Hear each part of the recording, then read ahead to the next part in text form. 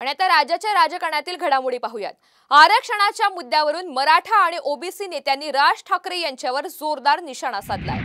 आंदोलकांनी कुणालाही किंमत देऊ नये असं सांगत मनोज जरांगे यांनी राज ठाकरे यांच्यावर टीका केली आहे।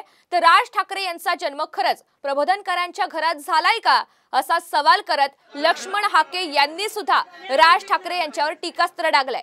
मराठा आंदोलकांशी चर्चा करताना माझ्या हातात सत्ता आली तर कुणालाही आरक्षणाची गरज लागणार नाही असं विधान राज ठाकरेंनी केलेलं होतं।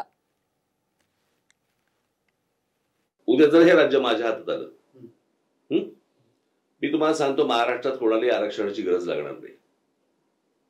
आपली मराठी मुलं, आपल्या मराठी मुली, आपला शेतकरी ह्याच्यावरती जो पैसा खर्च व्हायला पाहिजे ना, तो नको त्या लोकांवरती पैसा खर्च होतो या महाराष्ट्रात। काय जा विचारायचं त्यांना, यांना काय कळणार आहे आरक्षण म्हणजे काय, आरक्षण कशाला लागतंय। हे गोर गरीब मराठ्यांच्या जीवाशी खेळणारे लोक आहेत हे सगळेच, कारण ते पण एक सत्तेचाच भाग आहे।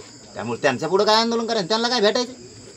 अरे आपला मराठा लय मोठा आहे असं कोणाला विचारायला जायचं का, कोणाला किंमत द्यायची नाही। मराठ्यांना विनंती माझी, कसल्याला किंमत नाही द्यायची, सगळ्यांनी शांत राहावं, संयम ठेवायचा, काही किंमत द्यायची नाही यांना। पण माझ्या मराठ्याच्या पोराला त्रास होता कामा नाही, हो ते बी जाहीर सांगतो, तिथं माझ्या मराठ्याच्या पोराला त्रास होता कामा नाही अजिबात।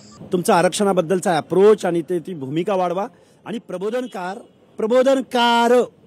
हा शब्दप्रयोग प्रबोधनकारांना उगीच लागला नाही। फुले शाहू आंबेडकरांच्या पंक्तीमध्ये प्रबोधनकारांना सुद्धा बघितलं जातं। महाराष्ट्र त्यांना प्रबोधनकार म्हणून ओळखतो आणि त्यांच्या घरामध्ये जन्माला येऊन असं असंवेदनशील, अतार्किक आणि असंवैधानिक तुम्ही वक्तव्य करताना आणि तुम्ही एका बाजूला पक्ष